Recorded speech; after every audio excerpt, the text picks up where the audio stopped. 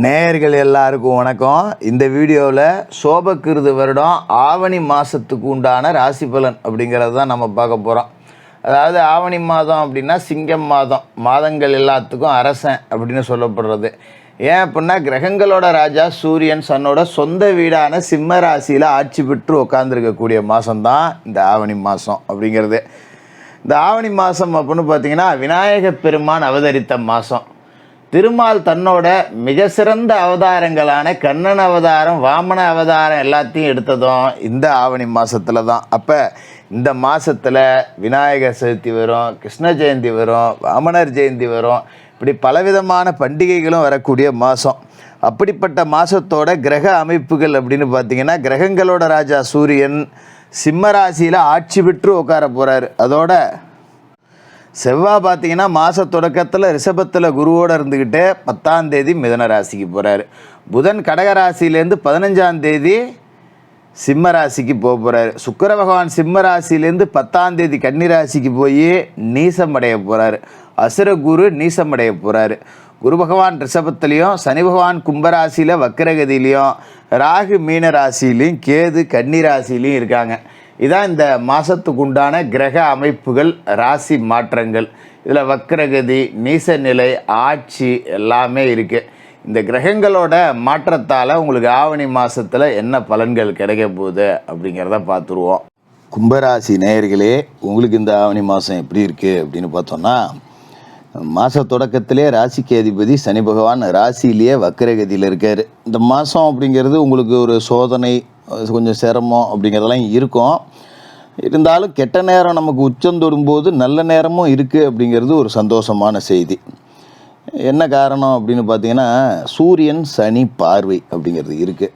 அதாவது கும்பராசிக்குள்ளே இருக்கிற சனி பகவானை அவரோட பகை கிரகமான சூரிய பகவான் சிம்ம ராசியிலேருந்து பார்க்குறாரு. இவர் அவரை பார்க்குறாரு, அவர் இவரை பார்க்குறாரு. இது வந்து போட்டு மனுஷனை மனக்குழப்பத்துக்கு ஆளாக்கி விட்டுரும், மன உளைச்சலுக்கு ஆளாக்கி விட்டுரும். தேவையற்ற பிரச்சனைகள், தேவையற்ற விரயங்கள், தேவையற்ற மருத்துவ செலவுகள் இப்படி கண்ணாபுண்ணான்னு வரும். என்ன ஜோசியரை ஏதாவது நல்ல வார்த்தை சொல்லுவேன், ஒரு ஆறுதலாக ஒரு வார்த்தை சொல்லுவேன், ஏற்கனவே வாழ்க்கை கிளுகிளுன்னு இருக்குது, இதில் நீங்கள் வேறு இப்படியே நெகட்டிவாகவே சொல்லிட்டுருக்கீங்களே ஜோசியரை அப்படின்னு நினைக்க வேண்டியதில்லை. என்னன்னா உள்ளதை நம்ம உள்ளபடி சொல்லிட்டோம் அப்படின்னா கொஞ்சம் முன்னெச்சரிக்கையோடு இருந்துக்கலாம். நல்லதும் இருக்குது, அதுக்காக கெட்டது மட்டுமே நடக்கு அப்படின்னு நான் சொல்ல வரல. நம்ம கொஞ்சம் எச்சரிக்கையாக இருந்துக்கணும். இந்த பகை கிரகங்களோட பார்வை இருக்கும்போது நமக்கு தேவையில்லாத வம்பு வழக்கெலாம் வரும். அதனால தான் அதை ஃபஸ்ட்டு நாம் சொல்லிடுறது. எங்கேயாவது எவனாவது 2 பேர் அட்டிப்பிடி பண்ணிட்டு கிடப்பான், நம்ம போய் எட்டி பார்த்தோம்னா அதில் தெரிஞ்சவன் ஒருத்தர் இருப்பான். சரி போய் விலைக்கு விடுவோன்னு பார்த்தா நமக்கு 4 இழுப்பு விழுவும், நம்ம கோவத்தில் ஒரு அடி அடிக்கிறாப்புல ஆகிடும், கேஸ் ஆகி போய் நம்ம போய் கை கட்டி குந்திருக்கணும். அதனால் எங்கேயாவது கூட்டம் கும்பலில் போனீங்கன்னா செவனேன்னு எட்டி பார்த்துட்டு ஐயோ நமக்கேண்டா வம்பு அப்படின்னு தள்ளி போயிடுறது நல்லது. துஷ்டனை கண்டா தூர விலகு அப்படிங்கிற மாதிரி. ஏன்னா நேரம் சரியில்லை அப்படின்னாக்கா அது நம்மளாக பாலிஷாக ஒதுங்கிக்கணும். என்ன தான் ஒட்டகத்தில் ஏறினாலும் நாய் கடிக்காமல் விடாது கெட்ட நேரம் உள்ளவனுக்கு பயனில்லை, அந்த மாதிரி தான். அதனால் தேவையற்ற பிரச்சனைகள் நம்ம போகவே கூடாது. வேலையில் பார்த்திங்கன்னா மேல்மட்டத்தில் உள்ள அதிகாரிங்க நம்மளை போட்டு கசக்கி புலிவாங்க. என்ன தான் நாம் உளுந்து வேலை செஞ்சாலும் அதுக்கு உண்டான மட்டு மரியாதை நமக்கு இருக்காது. ஏகப்பட்ட வேலையை கொண்டாந்து நம்ம தலையிலே திணிப்பாங்க. என்னடா அவனெல்லாம் சும்மா தான் உந்திருக்கானோ, அவனோள்கிட்ட கொடுக்கலாம், இந்த ஆள் வேறு எல்லாத்தையும் கொண்டாந்து நம்மக்கிட்டே திணிச்சிட்டு இருக்காரு, என்ன பண்ணுறது, ஏதாவது இல்லைன்னா வேறு எரிஞ்சு விழுவோம் போ அப்படின்னு சொல்லிட்டு சலிச்சுக்கிட்டே அந்த வேலையை செய்கிற மாதிரி இருக்கும். இந்த மாதிரியான காலகட்டத்தில் நம்ம சனி பகவான் வழிபாடு, சூரிய வழிபாடு ரெண்டையும் செஞ்சு கொஞ்சம் யோகா தியானம் இதெல்லாம் செஞ்சு நேர்மறை சக்திகளை பெருக்கிங்க. நம்ம நேரம் சரியில்லை, நமக்கு நல்லா தெரியும், இப்போது நம்ம பாலிசார் நடந்துக்குவோம் அப்படிங்கிற மாதிரி கூடுமான வரைக்கும் விட்டு கொடுத்தான் போகணும்.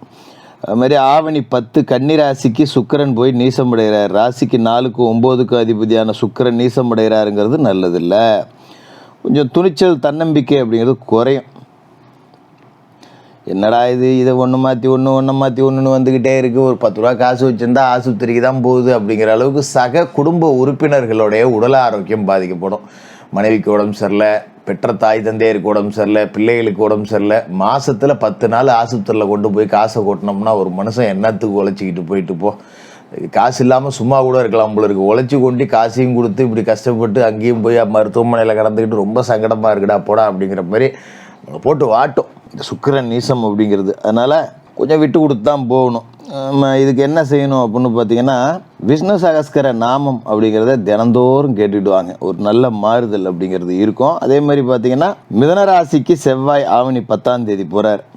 ராசிக்கு சகாயஸ்தானம், தொழில்ஸ்தானத்துக்கு அதிபதியான செவ்வாய் பூர்வ புண்ணியஸ்தானத்துக்கு வர்றது ஒரு அற்புதமான நேரம். நான் சொன்னேன் பார்த்தீங்களா, கெடுதல் மட்டும் இல்லை நல்லதும் இருக்குது, அதனால் கொஞ்சம் கவலைப்படாதீங்க அப்படின்னு அப்படி ஒரு நேரத்தை செவ்வாய் கொடுக்குறார். செவ்வாயால் தொழில் முன்னேற்றம் அப்படிங்கிறது நல்லபடியாக இருக்கும். என்னதான் பிரச்சனை, மருத்துவ செலவு, வீடு அப்படி இப்படின்னு வந்தாலும் நம்மளோட தொழில் நல்லபடியாக போட்டுக்கிட்டா எதப்போ 10 ரூபா சம்பாதிக்கிறோம், செலவு பண்ணுறேன், இப்போ கடை வாங்கி நிற்கணும்னு அவசியம் கிடையாது. 10 ரூபாய்க்கு நிற்கணுங்கிற அவசியம் இல்லாமையாவது கடவுள் இருக்கிற நேரத்தில் செலவு கொடுக்குறானே, இல்லாத நேரத்தில் கொடுத்தா என்னடா பண்ணுறது அப்படின்னு யோசிச்சுக்கிட்டு கொஞ்சம் தெம்பாக இருக்கலாம்.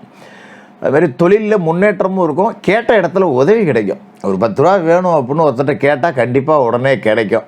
அதனால் பெருசாக காசு பணத்துக்கு பஞ்சம் அப்படிங்கிறது இருக்காது. அது மாதிரி எதிர்பாராத திடீர் திருப்பங்கள் அப்படிங்கிறது நிறையா வரும். பொருளாதாரத்தில் முன்னேற்றம் இருக்கும். இதுமாரி சமூகத்தில் பார்த்திங்கன்னா ஒரு பெரிய மனுஷன் அப்படிங்கிற அந்தஸ்துக்கு வருவீங்க. பரவாயில்லடா, அவன் ஒருத்தன் தாங்குறான்டா, எல்லாத்தையுமே அவன் பார்க்குறானால பொறுப்பாக இருக்கான்டா அப்படிங்கிற மாதிரி உங்கள் சுற்று வட்டாரத்தில் நீங்கள் பேர் எடுத்துருவீங்க. பொறுப்பான ஒரு மனுஷன் அப்படின்னு பேர் எடுத்துருவீங்க இந்த காலகட்டத்தில். அதோட ஆவணி 15 சிம்ம ராசிக்கு புதன் வர, ராசிக்கு 5க்கு 8க்கு அதிபதியான புதன் 7க்கு வரும்போது நிறைய நல்ல காரியம் நடக்கும். அதாவது உங்களுக்கு 15 தேதிக்கு மேலே 10 தேதி தாண்டவே நிறைய நன்மைகள் அப்படிங்கிறது இருக்குது. நிறைய வசதி வாய்ப்புகள் பெருகும். மாமா மச்சான் வழியில் கடந்த காலகட்டத்தில் ஏதாவது சண்டை சச்சரவு ஏதாவது இருந்ததுன்னா இப்போ அந்த மனக்கசப்பெல்லாம் மாறி ஒருத்தருக்கு ஒருத்தர் ஒத்துமையாக இருப்பீங்க. எப்பயோ அவங்க விட்டு நல்லதுக்கு நம்ம போகல, இல்லை நமக்கு பத்திரிக்கை வைக்கல, நம்ம பேரை பத்திரிக்கையில் போடல, இல்லை நீங்கள் போடல, இந்த மாதிரி ஏதாவது 10 காசு போகாத விஷயத்துக்கு ஏதாவது சின்ன சின்ன சண்டை சச்சரவால் அப்படியே பிரிஞ்சு போயிருந்த மாமா மச்சான் உறமுறை உறவு எல்லாம் வந்து இப்போ ஒன்று சேரும். இல்லை கடந்த காலகட்டத்தில் பொண்ணு கேட்டு கொடுத்துருக்க மாட்டோம், இல்லை அவங்க நம்மக்கிட்ட கேட்டிருப்பாங்க, இது மாதிரி ஏதாவது இருந்திருக்கும். அப்படி இருந்த பிரிஞ்சு போன உறவுகள்லாம் இப்போ ஒன்று சேருவீங்க. ஒரு நல்லதில் போய் ஒன்று சேர்ந்துக்கிறது, ஒரு கோவில் திருவிழா இல்லை சொந்த பொந்த விசேஷம் ஒன்று, அதில் எல்லாம் ஒன்றா பார்த்து கூடிக்கிட்டோம், கடந்த கால கசப்பெல்லாம் மறந்துட்டு நல்லாயிருக்கும் அப்படிங்கிற அளவுக்கு ஒரு திருப்தியை கொடுக்கும். இது மாதிரி பேசுகிற காலகட்டத்தில் நம்ம எதுவும் பழைய கசப்பை போடி இப்போ பேசிகிட்டு இருக்கட்டே இல்லை, சரி போனது தள்ளுங்க, இனிமேல் ஒத்துமையாக இருப்போம் அப்படிங்கிற மாதிரி அது ஒரு சந்தோஷத்தை கொடுக்கும்.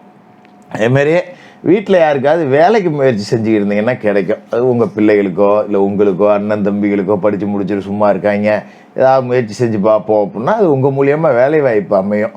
அப்போ ஒருத்தருக்கு மேலே இன்னொருத்தர் வருமானம் பண்ணக்கூடிய யோகம் இருக்குங்கிறதால உதிரி வருமானம் பெருகி அது மூலியமாகவும் ஒரு சந்தோஷம் இருக்கும். 10 ரூபா கடன் அடைக்கலாம்.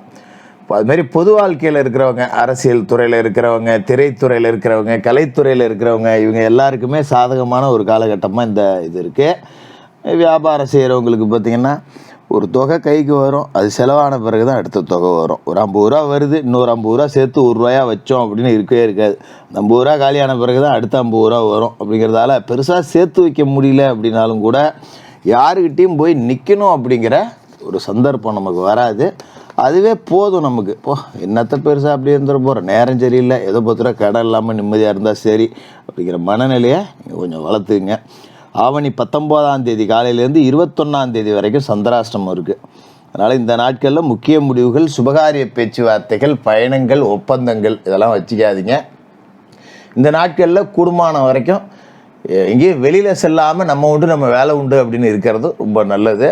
மற்றபடி தினமும் குளிச்சுட்டு விநாயகர் வழிபாடு செய்யுங்க, சூரிய வழிபாடு செய்யுங்க, சனிக்கிழமையில் அனுமன் வழிபாடு, சனி பகவான் வழிபாடு செய்யுங்க. ஏழைகளுக்கு, வயசானவங்களுக்கு உங்களால் முடிஞ்ச உதவிகள் அப்படிங்கிறத செய்யுங்க. இந்த ஆவணி மாதம் பெரிய கஷ்டம் வந்தாலும் அதையும் தாண்டி ஜெயிச்சு சின்ன சின்ன நன்மைகளை கொடுத்து மனசில் ரொம்ப சந்தோஷத்தை கொடுக்கக்கூடிய ஒரு மாதமாக இருக்கும். கும்பராசிக்காரர்களுக்கு வாழ்த்துக்கள்.